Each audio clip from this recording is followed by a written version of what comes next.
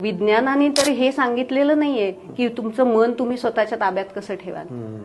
Practical आहे विज्ञान खूप. विज्ञान प्रॅक्टिकल आहे. मी जर तुम्हाला विचारलं तुमच्या शरीरामध्ये मन कुठे आहे दाखवा, विज्ञानाने हे करा, सिद्ध करा, नाही तर विज्ञान नाही सांगू शकत. विज्ञान त्याच गोष्टींचा विचार करतं जे डोळ्यांना दिसतं.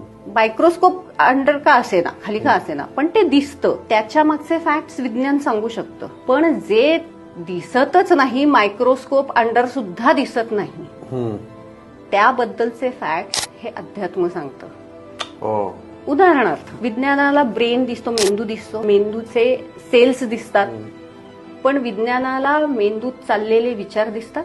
नाही, विचार नाही दिसू शकत. लाईट्स काहीतरी रिफ्लेक्ट होतात असं एवढं दिसतं, विचार नाही दिसत. पण विचार तर असतात ना, विचार येतात हे मात्र फॅक्ट आहे की नाही.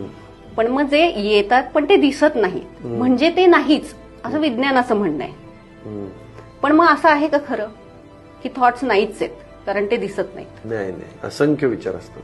तसंच मन आहे ना माणसाला, माइंड आहे की नाही, पण ते दिसतंय का? विज्ञान प्रूव्ह करू शकतंय का? पण ते आहे. मग या गोष्टी ज्या दिसत नाहीत पण त्या अस्तित्वात आहेत अशा गोष्टींचा विचार हा अध्यात्म